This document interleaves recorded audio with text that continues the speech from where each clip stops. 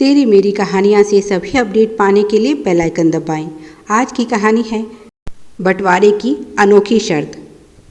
सोहन और मोहन दो भाई थे। दोनों में बहुत प्यार था, पर जितना भाइयों में प्यार था उतना ही उन दोनों की पत्नियों के बीच झगड़ा। आए दिन दोनों के बीच झगड़ा होता। वाक युद्ध तक तो बात ठीक थी, पर अब तो उन दोनों में द्वंद्व युद्ध भी होने लगा था। दोनों भाई घर में हो रहे इस कलेश से बहुत परेशान रहते। अपनी अपनी पत्नियों को समझाने का बहुत प्रयास किया, परंतु उन्होंने साफ साफ कह दिया कि वह एक दूसरे के साथ नहीं रहना चाहती और उन्हें बंटवारा चाहिए। क्योंकि सोहन और मोहन के माता पिता नहीं थे, इसीलिए जब से दोनों की पत्नियां शादी करके आई हैं, उन पर किसी तरह का बंधन नहीं था।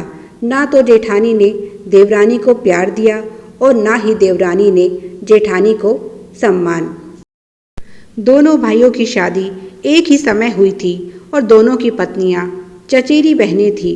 सोहन की पत्नी बड़ी होने के नाते छोटी बहन पर हुक्म चलाने का प्रयास करती, तो मोहन की पत्नी अपने पति की कमाई का रौब दिखाकर जेठानी को दबाने की कोशिश करती। क्योंकि जहां सोहन खेती बाड़ी संभाल रहा था, मोहन खेती के साथ साथ गांव के साहूकार के पास काम करके कुछ अतिरिक्त पैसे कमा लेता था। जब दोनों बहुत छोटे थे तभी माता पिता का साया उनके सर से उठ गया। मरते समय उनकी माँ ने उनसे वचन लिया था कि हमेशा एक दूसरे का सहारा बनना, कभी एक दूसरे से अलग मत होना। तुम्हारी एकता ही तुम्हारी शक्ति है। पर अब यहाँ दोनों की पत्नियों ने अलग होने की ठान ली थी। दोनों भाइयों में आपस में बहुत प्यार था और वह अलग होने की कल्पना से भी डरते थे। दोनों जानते थे जब तक वह एक हैं उनकी शक्ति दोगुनी है, पर अलग होने से उनकी शक्ति भी आधी हो जाएगी। पर पत्नियों को कैसे समझाएं? उन्होंने अपनी यह समस्या साहूकार के आगे बताई। साहूकार बहुत ही चतुर व्यक्ति था। उसने दोनों को एक उपाय बताया जिससे सांप भी मर जाएगा और लाठी भी नहीं टूटेगी।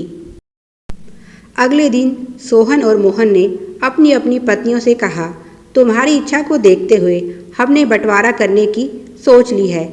हमारे घर में तो कोई बड़ा बुजुर्ग है नहीं जो यह बंटवारा कर सके। अच्छा होगा कि तुम दोनों अपने पीहर से किसी को बुला लो जो अच्छे से यह बंटवारा कर सके। अच्छा होगा कि तुम दोनों अपने पीहर से किसी को बुला लो जो अच्छे से यह बंटवारा कर सके, क्योंकि बंटवारे का फैसला तुम्हारे मायके वाले कर रहे हैं।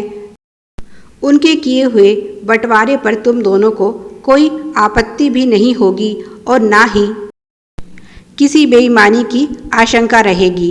दोनों को यह बात बहुत अच्छी लगी और उन्होंने अपने अपने मायके संदेश भिजवा दिया। संदेश मिलते ही दोनों के घर से पिता और भाई बंटवारा करने के लिए पहुंच गए। सबसे पहले तो जमीन का बंटवारा हुआ, उसके बाद घर और पशुधन का, और आखिर में बारी आई घर के सामान की।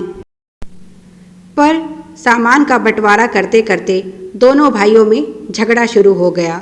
घर में जो भी नया सामान था वह दोनों भाइयों में से कोई भी नहीं लेना चाहता था और पुराने सामान के लिए दोनों झगड़ रहे थे।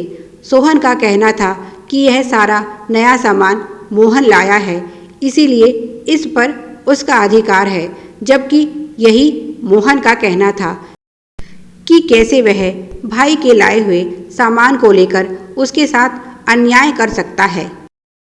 बड़ा भाई बंटवारे के नाम पर उसके प्रति सहानुभूति दिखा रहा है और उसे यह मंजूर नहीं। उसे किसी दूसरे की लाई हुई चीज़ नहीं चाहिए।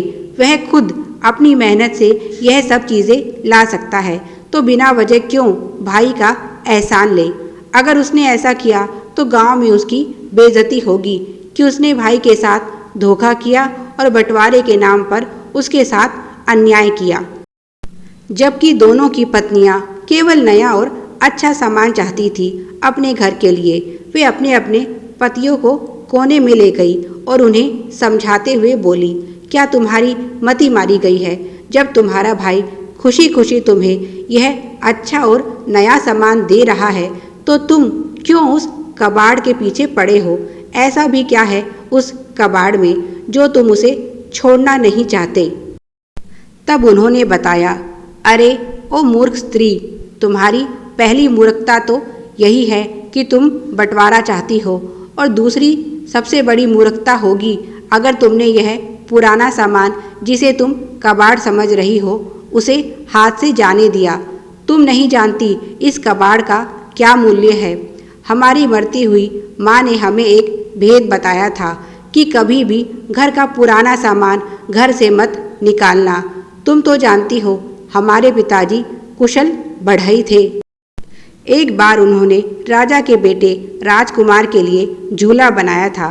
तब रानी को वह झूला इतना पसंद आया कि उसने पिताजी को अपने गले में पहनी मोतियों की माला उपहार में दे दी थी। पिताजी बहुत चालाक थे। उन्होंने घर के इसी पुराने सामान में उस माला के मोतियों को छुपा रखा है, और यह बात हम दोनों भाई जानते हैं, परंतु यह नहीं जानते कि वह मोती असल में कहाँ है। वह कहीं भी हो सकते हैं। हो सकता है पिताजी ने इस पुरानी कुर्सी के अंदर उन्हें छुपा रखा हो, या फिर इस टूटे पलंग में कहीं रखे हों, या किसी चारपाई के अंदर, लकड़ी के किसी भी सामान के अंदर वह मोती छुपे हो सकते हैं। और आज के समय में उनकी कीमत का तो तुम अंदाज़ा भी नहीं लगा सकती। इसीलिए हम इस पुराने सामान को लेना चाहते हैं। यह बात सुनकर दोनों की पत्नियों की आंखों में लालच तैरने लगा, और उन्होंने कहा, इसमें कौन सी बड़ी बात है? इस सारे सामान को तोड़कर देख लेते हैं और उनका भी बंटवारा कर लेते हैं।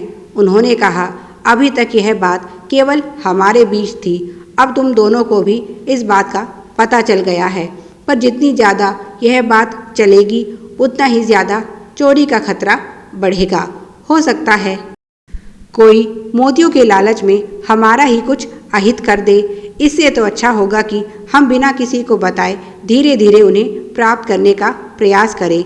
जैसे जैसे यह सामान पुराना होता जाएगा खुद ब खुद टूटता जाएगा। अगर जल्दबाजी की तो हमारे हाथ कुछ नहीं लगेगा। अब तुम दोनों सोच लो, क्या तुम अब भी बंटवारा चाहती हो? वे बोली, ऐसे तो पता नहीं कितना समय बीत जाएगा। तुम्हें ठीक से मालूम भी नहीं है कि वह मोती कहाँ छुपाए हैं। दोनों भाई बोले, ठीक है, अगर तुम इंतज़ार नहीं कर सकती तो फिर एक ही विकल्प है। अब हम इस पुराने सामान को आधा आधा बांट लेते हैं। बाकी जिसकी किस्मत में मोती होंगे उसे मिल जाएंगे, पर जिसे भी मोती मिले दूसरे का उन पर कोई अधिकार नहीं रह जाएगा। यही इस बंटवारे की शर्त है। दोनों ही स्त्रियां अब बंटवारा नहीं चाहती थी, क्योंकि पता नहीं किस सामान में वह मोती छुपे हों। दोनों को ही मोती हाथ से निकल जाने का डर सताने लगा, और उन्होंने साफ साफ कह दिया, अब हमें कोई बंटवारा नहीं चाहिए। हमें समझ आ गई है, साथ रहने में जो मज़ा है वह अकेले रहने में नहीं। और इस तरह से सोहन और मोहन ने सूझबूझ से काम लिया, और पहले की तरह दोनों भाई मिलकर रहने लगे। अब उनकी पत्नियों में भी अच्छी मित्रता हो गई, और घर का माहौल खुशनुमा हो गया। कभी कभी अगर एक झूठ से किसी का भला हो सकता हो तो वह झूठ बोलने में कोई बुराई नहीं है। आपका क्या विचार है इस बारे में? अपने विचारों को हमारे साथ साझा करना ना भूलें। Please like, share and subscribe. Thanks for watching.